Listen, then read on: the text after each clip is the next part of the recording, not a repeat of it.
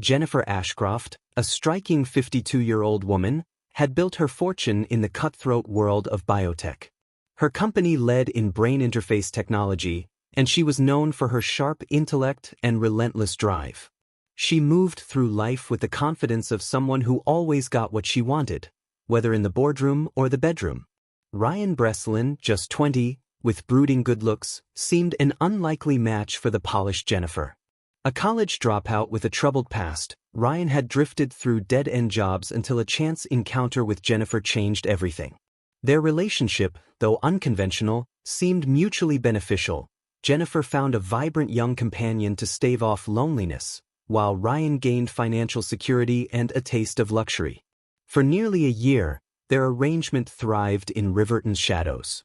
But as summer faded into fall, a shift in their dynamics sparked a chain of events that ended in bloodshed, exposing the darkness beneath the town's pristine surface. Jennifer's path to power began in Boston's suburbs. Born to a chemistry teacher and a librarian, she showed early talent for science and a fascination with the human mind. Her parents saved to give her every opportunity. At 16, her science fair project on neurotransmitters caught the eye of an MIT professor who mentored her into the neuroscience program. At MIT, Jennifer's ambition took flight. Her graduate research on neuroplasticity drew attention from biotech startups. By 25, she held her first patent.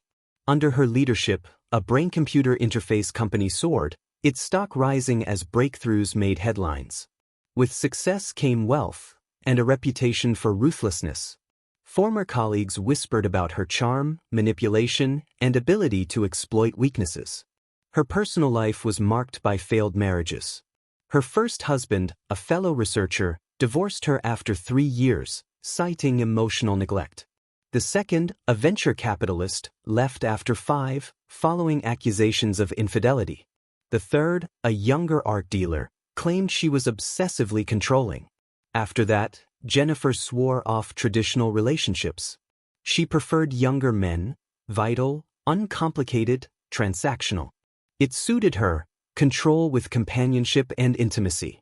Yet as she neared 50, loneliness crept in.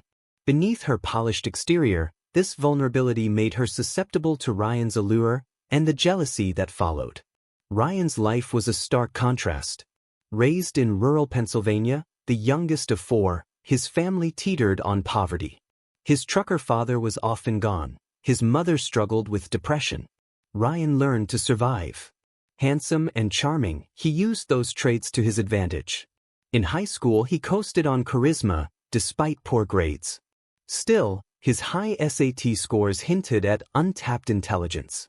Combined with basketball skills, he landed a scholarship to a small college in Philadelphia. But college freedom proved too tempting. He fell in with a party crowd, lost his scholarship, and, ashamed, didn't return home. Instead, he stayed in Philadelphia, working low-wage jobs and sleeping on friends' couches. During this aimless period, he met Jennifer, working as a barista in an upscale cafe. One rainy morning, she noticed his easy smile and the vulnerability beneath it. Ryan saw Jennifer as everything he wanted: sophistication, success, escape from his roots. Their flirtation quickly grew into something more. Jennifer, intrigued by his raw potential, offered him a deal: financial support, access to luxury, and guidance in return for companionship. Ryan, burdened with debt and limited prospects, accepted. She invited him to a gallery opening. Arriving at his shabby apartment, she brought a tailored suit. At the event, she guided him, explained the art, introduced him as her young protégé. Ryan played the role well, charming, confident, feeding off approval. After a passionate night together, Jennifer laid out her offer: a generous allowance, paid tuition if he returned to college, access to high society, in return for loyalty, discretion, exclusivity. Ryan agreed. Jennifer moved him into her estate's guest house.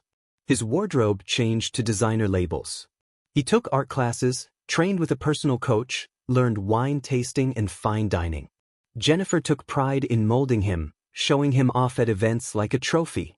Ryan enjoyed the lifestyle and dove into his new role, eager to keep it. Their physical relationship was passionate. Jennifer pushed boundaries, always in control. Their life became one of vacations, parties, and quiet evenings. Outwardly they seemed happy, but underneath, codependency and obsession were growing. The balance shifted with the arrival of Arya Thornton, a 20-year-old art history major. She worked part-time as a docent at the Museum of Modern Art. Ryan met her during a visit, encouraged by Jennifer to explore art. Arya's animated tour and genuine passion captivated him.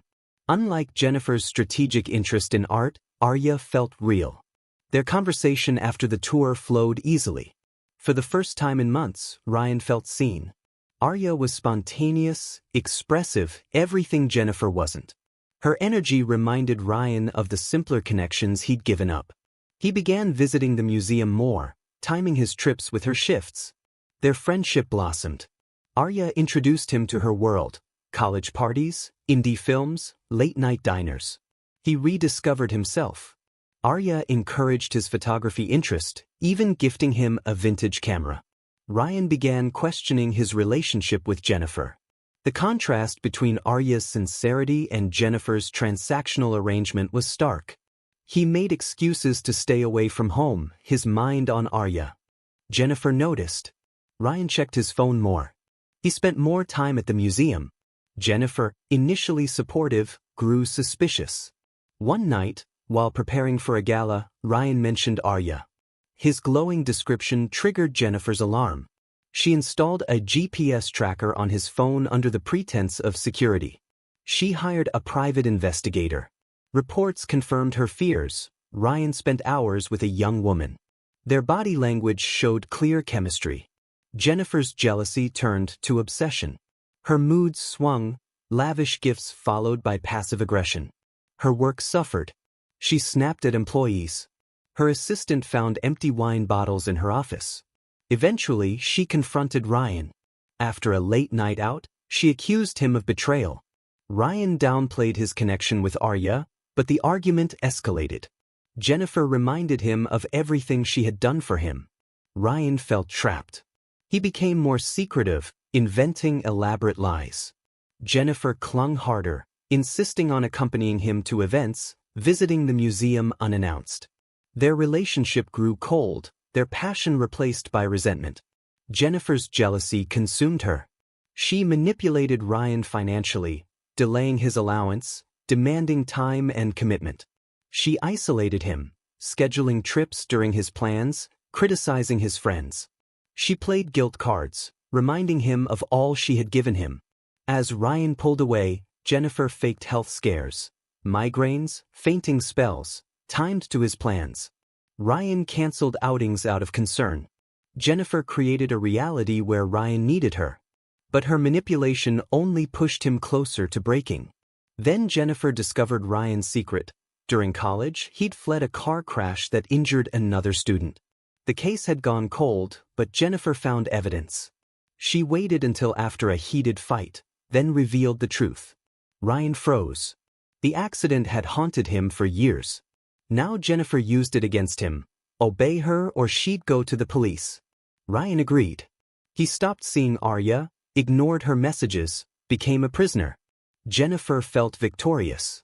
But Ryan grew depressed, hollow. The man she once desired was now lifeless. Jennifer wavered between guilt and frustration. Tension grew. Jennifer feared Ryan was plotting to escape. Then, a chance encounter reignited everything. At another gallery event, Ryan saw Arya across the room. She looked radiant. Her presence reminded him of what he'd lost. He fled the gallery, wandered the streets, his mind racing. He returned home at dawn. Jennifer was waiting. Their fight was brutal. Ryan, emboldened, confronted her manipulation. Jennifer threatened to expose him again. But this time, Ryan stood firm. "No life with you is worth losing myself," he said. Jennifer snapped. Screaming, she lunged, clawing at him. He backed away, knocking over a vase.